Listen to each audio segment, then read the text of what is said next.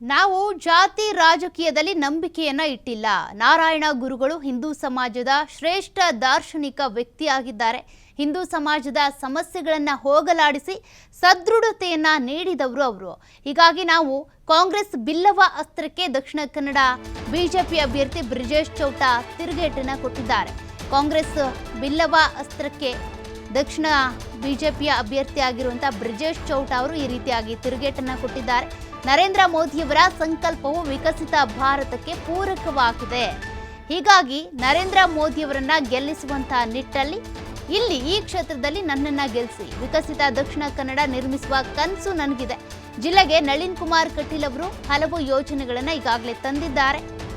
ಆ ಯೋಜನೆಗಳನ್ನ ನಾನು ಮುಂದುವರಿಸ್ಕೊಂಡು ಹೋಗ್ತೀನಿ. ಅದನ್ನ ಅನುಷ್ಠಾನ ಮಾಡುವುದೇ ನನ್ನ ಮೊದಲ ಕೆಲಸ. ರಸ್ತೆ ಇರ್ಬೋದು, ರೈಲ್ವೆ ಇರ್ಬೋದು, ಬಂದರು ಅಭಿವೃದ್ಧಿಗೊಳಿಸುವಂಥ ಕೆಲಸವನ್ನು ನಾನು ಮಾಡ್ತೇನೆ. ನಾವು ಜಾತಿ ರಾಜಕೀಯದಲ್ಲಿ ನಂಬಿಕೆ ಇಟ್ಟಿಲ್ಲ. ಹಾಗಾಗಿ ನಮ್ಮನ್ನೇ ಗೆಲ್ಲಿಸ್ಕೊಡಿ, ಬಿಜೆಪಿಯನ್ನ ಗೆಲ್ಲಿಸಿ ಅನ್ನುವಂಥ ನಿಟ್ಟಿನಲ್ಲಿ ಬಿಜೆಪಿಯ ಅಭ್ಯರ್ಥಿ ಬ್ರಿಜೇಶ್ ಚೌಟಾ ಕರೆಯನ್ನ ಕೊಟ್ಟಿದ್ದಾರೆ. ಬಿಜೆಪಿ ಅಭ್ಯರ್ಥಿಯಾಗಿರುವಂತಹ ಕ್ಯಾಪ್ಟನ್ ಬ್ರಿಜೇಶ್ ಚೌಟಾ ಇದ್ದಾರೆ. ಅವ್ರ ಹತ್ರ ನಾನು ಮಾತನಾಡ್ತಾ ಹೋಗ್ತೀನಿ. ಸರ್, ನಾರಾಯಣಗುರು ವೃತ್ತದಲ್ಲಿ ಮಾಲಾರ್ಪಣೆಯನ್ನು ಮಾಡಿ ರೋಡ್ ಶೋ ಅನ್ನೋದು ಆರಂಭವಾಗುತ್ತೆ. ಎಲ್ಲೊಂದು ಕಡೆ ಕಾಂಗ್ರೆಸ್ನ ಒಂದು ಬಿಲ್ಲವ ಅಸ್ತ್ರಕ್ಕೆ ಕೌಂಟರ್ ಕೊಡೋದಕ್ಕೆ ಬಿಜೆಪಿಯ ಇದೊಂದು ಪ್ರತ್ಯುತ್ತರನ ಅಥವಾ ಈ ರೀತಿಯ ಒಂದು ಚರ್ಚೆಗಳು ನಡೀತಾ ಇದೆ. ಕಾಂಗ್ರೆಸ್ ಕೂಡ ಇದ್ರ ಬಗ್ಗೆ ಒಂದು ಟೀಕೆಯನ್ನು ಮಾಡ್ತಾ ಇರೋದು ಏನು? ನಾವು ಈ ರೀತಿಯ ರಾಜಕಾರಣದಲ್ಲಿ ನಂಬಿಕೆಯನ್ನು ಇಟ್ಕೊಂಡವರಲ್ಲ. ನಾವು ಎಲ್ಲರನ್ನೂ ಒಟ್ಟಾಗಿ ಕರ್ಕೊಂಡು ಹೋಗುವವರು. ಪ್ರಧಾನಮಂತ್ರಿಯವರ ಸಂಕಲ್ಪವೇ ಅದೇ, ಸಬ್ಕಾ ಸಾಥ್ ಸಬ್ಕಾ ವಿಶ್ವಾಸ್ ಸಬ್ಕಾ ಪ್ರಯಾಸ್ ಅನ್ನುವಂಥದ್ದು. ಮತ್ತು ನಮ್ಮ ಪರಿಕಲ್ಪನೆ ಹಿಂದುತ್ವ, ರಾಷ್ಟ್ರದ ವಿಷಯವನ್ನು ಇಟ್ಕೊಂಡು ಚುನಾವಣೆಯನ್ನು ಎದುರಿಸ್ತಾ ಇದ್ದೇವೆ. ಹಿಂದುತ್ವ ಅಂದರೆ ಎಲ್ಲರನ್ನೂ ಒಟ್ಟಾಗಿ ಒಂದಾಗಿ ತೆಗೆದುಕೊಂಡು ಹೋಗುವಂಥದ್ದು. ಹಾಗಾಗಿ ನಾವು ಈ ವಿಷಯದಲ್ಲಿ ಯಾವುದೇ ರೀತಿಯ ಗೊಂದಲದಲ್ಲಿಲ್ಲ. ಬ್ರಹ್ಮಶ್ರೀ ನಾರಾಯಣ ಗುರುಗಳು ಹಿಂದೂ ಸಮಾಜದ ಒಂದು ಶ್ರೇಷ್ಠ ದಾರ್ಶನಿಕ ವ್ಯಕ್ತಿ, ಹಿಂದೂ ಸಮಾಜಕ್ಕೆ ಶಕ್ತಿಯನ್ನು ಕೊಟ್ಟಂಥ ವ್ಯಕ್ತಿ, ಹಿಂದೂ ಸಮಾಜದಲ್ಲಿರುವಂಥ ಸಮಸ್ಯೆಗಳನ್ನು ಹೋಗಲಾಡಿಸಿ ಹಿಂದೂ ಸಮಾಜವನ್ನು ಸದೃಢಗೊಳಿಸಿದಂಥ ವ್ಯಕ್ತಿ. ಅಂಥ ಪ್ರೇರಣಾ ಶಕ್ತಿಗೆ ನರೇಂದ್ರ ಮೋದಿಯವರಿಗೂ ಬ್ರಹ್ಮಶ್ರೀ ನಾರಾಯಣಗುರುಗಳ ಆದರ್ಶಗಳನ್ನು ಪಾಲಿಸಿಕೊಂಡೇ ಆಡಳಿತವನ್ನು ಮಾಡ್ತಾ ಇರುವಂಥವ್ರು. ಸರ್, ಈಗ ದಕ್ಷಿಣ ಕನ್ನಡ ಜಿಲ್ಲೆಯಲ್ಲಿ ಕೇಂದ್ರದ ನಾಯಕತ್ವದ ಮೇಲೆ ಬಹಳಷ್ಟು ಜನರಿಗೆ ಒಲವಿರುವಂಥದ್ದು ಬಿಜೆಪಿ ಕಾರ್ಯಕರ್ತರಿಗೆ ಪ್ರಮುಖವಾಗಿ. ಹಾಗಾಗಿ ಕೇಂದ್ರದ ನಾಯಕತ್ವವನ್ನು ಬಹಳಷ್ಟು ಮೆಚ್ಚಿಕೊಳ್ತಾರೆ. ಸೊ ಆ ಒಂದು ಜವಾಬ್ದಾರಿಯನ್ನು, ನಂಬಿಕೆಯನ್ನು ಉಳಿಸಿಕೊಂಡು ಹೋಗುವಂಥ ನಿಟ್ಟಿನಲ್ಲಿ ತಮ್ಮ ದೃಷ್ಟಿಕೋನಗಳು ಏನು? ನಮಗೆ ನರೇಂದ್ರ ಮೋದಿಯವರ ಆಡಳಿತ, ನರೇಂದ್ರ ಮೋದಿಯವರ ನಡೆ ನುಡಿ ನನಗೆ ವೈಯಕ್ತಿಕವಾಗಿ ಒಂದು ಪ್ರೇರಣಾದಾಯಿಯಾದಂಥ ವಿಷಯ.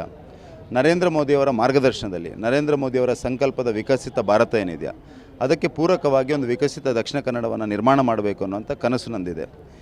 ನನಗೆ ಇಂಥ ದೊಡ್ಡ ಅವಕಾಶ ಕೊಟ್ಟಿರುವಂಥ ಪಾರ್ಟಿ ಕೊಟ್ಟಿರುವಂಥ ಸಂದರ್ಭದಲ್ಲಿ, ಹಿರಿಯರು ನನ್ನ ಮೇಲೆ ವಿಶ್ವಾಸ ಇಟ್ಕೊಂಡಿರುವಂಥ ಸಂದರ್ಭದಲ್ಲಿ ನಾನು ಅತ್ಯಂತ ಪ್ರಾಮಾಣಿಕವಾಗಿ ಹಿಂದುತ್ವಕ್ಕೆ ಬದ್ಧತೆಯನ್ನು ಇಟ್ಕೊಂಡು, ಅಭಿವೃದ್ಧಿಯನ್ನು ಆದ್ಯತೆಯಾಗಿ ಇಟ್ಕೊಂಡು, ದಕ್ಷಿಣ ಕನ್ನಡ ಜಿಲ್ಲೆಯ ಸಮಗ್ರ ಅಭಿವೃದ್ಧಿಯ ದೃಷ್ಟಿಯಿಂದ ದಕ್ಷಿಣ ಕನ್ನಡದ ಎಲ್ಲ ಸ್ಟೇಕ್ ಹೋಲ್ಡರ್ಸ್ ಜೊತೆಗೆ ಸಂವಾದವನ್ನು ಮಾಡಿ ಅವರ ಅಭಿಪ್ರಾಯವನ್ನು ಪಡೆದು ಸಮಗ್ರವಾಗಿ ಈ ಜಿಲ್ಲೆಯ ಅಭಿವೃದ್ಧಿಯ ದೃಷ್ಟಿಯಿಂದ ಒಂದು ದೂರದೃಷ್ಟಿಯ ಯೋಜನೆಯನ್ನು ಮಾಡಬೇಕಂತ ನನ್ನ ಇಚ್ಛೆ ಇದೆ.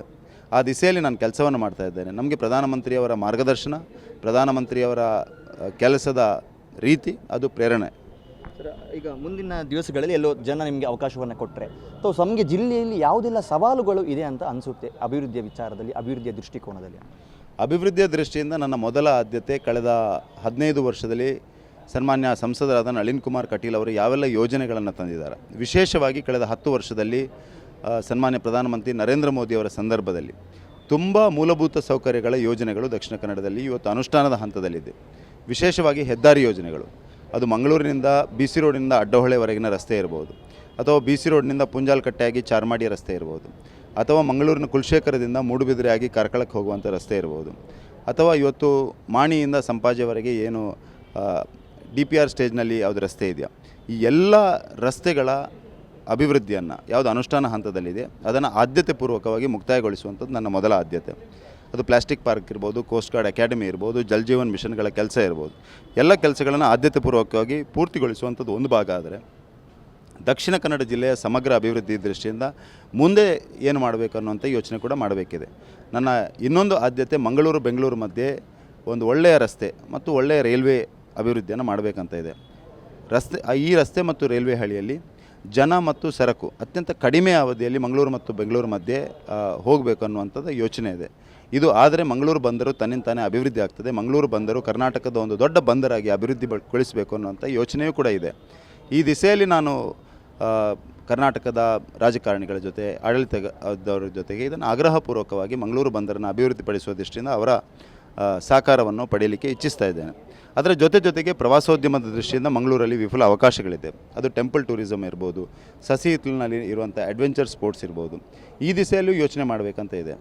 ಇವತ್ತೇ ಬಿಡುಗಡೆ ಆಗಿರುವ ನಮ್ಮ ಮ್ಯಾನಿಫೆಸ್ಟೋನಲ್ಲಿ ಸಣ್ಣ ಉತ್ಪಾದನಾ ವಲಯಗಳು, ಮಹಿಳೆಯರಿಗೆ ವಿಶೇಷವಾಗಿ ಉದ್ಯಮಗಳನ್ನು ಸ್ಥಾಪನೆ ಮಾಡುವ ದೃಷ್ಟಿಯಿಂದ ಬೆನಿಫಿಟ್ಸ್ಗಳನ್ನು ನಮ್ಮ ಮ್ಯಾನಿಫೆಸ್ಟೋದಲ್ಲಿಯೂ ಕೂಡ ಇಟ್ಟಿದ್ದಾರೆ. ಹಾಗಾಗಿ ದಕ್ಷಿಣ ಕನ್ನಡ ಜಿಲ್ಲೆಯಲ್ಲಿ ಕೇವಲ ಮಂಗಳೂರು ಮಾತ್ರ ಅಲ್ಲ, ಎಲ್ಲ ಕಡೆಗಳಲ್ಲೂ ಸಣ್ಣ ಉತ್ಪಾದನಾ ವಲಯಗಳನ್ನು, ಸಣ್ಣ ಉದ್ಯಮಗಳನ್ನು ಸ್ಥಾಪಿಸುವ ದೃಷ್ಟಿಯಿಂದ ಒಂದು ಉತ್ತಮವಾದ ವ್ಯವಸ್ಥೆಯನ್ನು, ಒಂದು ಇಕೋಸಿಸ್ಟಮನ್ನು ಡೆವಲಪ್ ಮಾಡಬೇಕು ಅನ್ನುವಂಥ ಇಚ್ಛೆ ನನಗಿದೆ. ಅದನ್ನು ಕೂಡ ಅನುಷ್ಠಾನ ಮಾಡುವಂಥ ಪ್ರಯತ್ನವನ್ನು ಮಾಡ್ತೇನೆ. ಅದರ ಜೊತೆಗೆ ಮಂಗಳೂರಿನಿಂದ ಬೇರೆ ಕಡೆಗಳಲ್ಲಿ ಹೋಗಿ ಉದ್ಯಮಗಳಲ್ಲಿ ಯಶಸ್ಸನ್ನು ಕಂಡವರನ್ನು, ಅವರನ್ನು ಮಂಗಳೂರಿನ ಬ್ರ್ಯಾಂಡ್ ಅಂಬಾಸಿಡರ್ಗಳಾಗಿ ತೊಡಗಿಸಿಕೊಳ್ಳೋದು, ಅವರನ್ನು ಮಂಗಳೂರಿನ ಯುವಕರಿಗೆ ಒಂದು ಮೆಂಟರ್ಶಿಪ್ ರೀತಿಯಲ್ಲಿ ಉಪಯೋಗಿಸಿಕೊಳ್ಳುವಂಥ ಪ್ರಯತ್ನವೂ ಕೂಡ ನಾನು ಮಾಡಲಿಕ್ಕಿದ್ದೇನೆ. ಒಟ್ಟಾಗಿ ನಾನು ಇಷ್ಟೇ ಹೇಳೋದು, ನನಗೆ ಅವಕಾಶ ಸಿಕ್ಕಿದಂಥ ಸಂದರ್ಭದಲ್ಲಿ ನಾನು ಎಲ್ಲರ ಜೊತೆಯೂ ಸಂವಾದವನ್ನು ಮಾಡಿಕೊಂಡು, ಎಲ್ಲರ ಅಭಿಪ್ರಾಯವನ್ನು ಪಡೆದು, ಜನರ ಭಾಗಿದಾರಿಕೆಯೊಂದಿಗೆ ಸರ್ಕಾರಿ ವ್ಯವಸ್ಥೆಯನ್ನು ಉಪಯೋಗಿಸಿಕೊಂಡು ಮಂಗಳೂರಿನ ಬಗ್ಗೆ, ದಕ್ಷಿಣ ಕನ್ನಡದ ಬಗ್ಗೆ ಒಂದು ಸಮಗ್ರವಾದ ಕಾಯಕಲ್ಪವನ್ನು ಕೊಡುವ ದೃಷ್ಟಿಯಿಂದ ಪ್ರಧಾನಮಂತ್ರಿಯವರ ಮಾರ್ಗದರ್ಶನದಲ್ಲಿ ಅವರ ವಿಕಸಿತ ಭಾರತಕ್ಕೆ ಪೂರಕವಾಗಿ ಒಂದು ವಿಕಸಿತ ದಕ್ಷಿಣ ಕನ್ನಡವನ್ನು ನಿರ್ಮಾಣ ಮಾಡ್ತೇವೆ. Thank you. ಎಸ್, ಇದಿಷ್ಟು BJP ಅಭ್ಯರ್ಥಿಯಾಗಿರುವಂಥ ಕ್ಯಾಪ್ಟನ್ ಬ್ರಿಜೇಶ್ ಚೌಟ ಅವರ ಮಾತು. ಕ್ಯಾಮ್ರಾ ಪರ್ಸನ್ ವೀರೇಶ್ ಕಡ್ಲಿಕೊಪ್ಪ ಜೊತೆ ಆದಿತ್ಯ TV5 ಮಂಗಳೂರು.